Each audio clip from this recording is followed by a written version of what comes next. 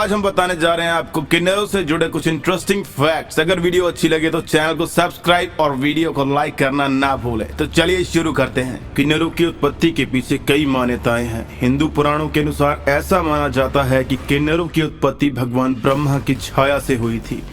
हिंदू पुराणों के अनुसार दूसरी मान्यता यह है कि किन्नरों की उत्पत्ति अरिष्ट और कश्यप ऋषि से हुई थी। ज्योतिष के अनुसार ऐसा माना जाता है कि वीर की अधिकता से पुत्र की प्राप्ति होती है और रज यानी रक्त की अधिकता से बेटी पैदा होती है।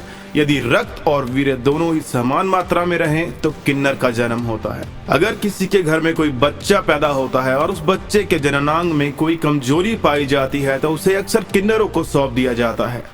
किन्नर दो प्रकार के होते हैं, एक स्त्री और दूसरा पुरुष किन्नर। किन्नर समाज में आने वाले प्रत्येक नए किन्नर का स्वागत बहुत ही भव्य तरीके से किया जाता है। एक किन्नर का स्वागत करने के लिए एक भव्य कार्यक्रम आयोजित किया जाता है जिसमें नृत्य और गायन के अलावा एक दावत भी आयोजित की जाती है। किन्नर समुदाय अपने आप को मंगलमुखी मानता है, इसलिए ये लोग बस विवाह, जन्म समारोह और शुभ कार्यों में ही भाग लेते हैं। मृत्यु के बाद भी ये लोग शोक नहीं मनाते बल्कि इस बात से प्रसन्न होते हैं कि इस जन्म से उस किन्नर का छुटकारा हो गया। भारत में किन्नर साल में एक बार अपने आराध्य देव रावण से शादी करते हैं, लेकिन यह शादी केवल एक दिन के लिए होती है। विवाह के अगले दिन ही रावण देवता की मृत्यु हो जाती है और उनका वैवाहिक जीवन समाप्त हो जाता है। पुरानी मान्यताओं के अनुसार महाभारत काल के एक पात्र शिखंडी को भी किन्नर ही माना गया है। शिखंडी के कारण ही अर्जुन ने परम प्रतापी पितामह भीष्म को युद्ध में हराया था।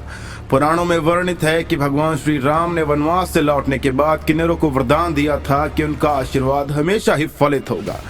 यह एक लोकप्रिय मान्यता है कि किन्नरों की दुआएं किसी भी व्यक्ति को बुरे समय से दूर कर सकती हैं। अब ये कितनी सच है और कितनी झूठ, आप कमेंट सेक्शन में बताना ना भूलें। ऐसा भी माना जाता है कि किन्नरों से एक सिक्का लेकर अपने पर्स में रखने से धन की कमी दूर होती है।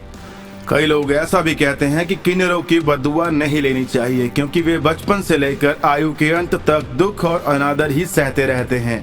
ऐसे में दुखी मन की दुआ और बददुआ लगना स्वाभाविक है।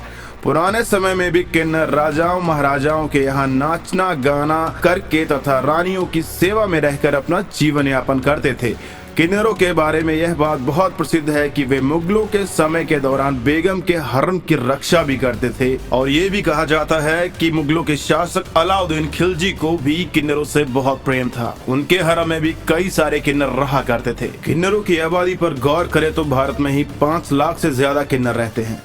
देश में हर साल 40-50 हजार किन्नरों की वृद्धि होती है। देश में जितने भी किन्नर हैं उनमें से 90% ऐसे हैं जिन्हें बधिया रस्म द्वारा किन्नर बनाया जाता है। समय बीतने के साथ साथ जिन लोगों में मिलनसार भाव थे वे भी किन्नर बिरादरी से जुड़ते चले गए।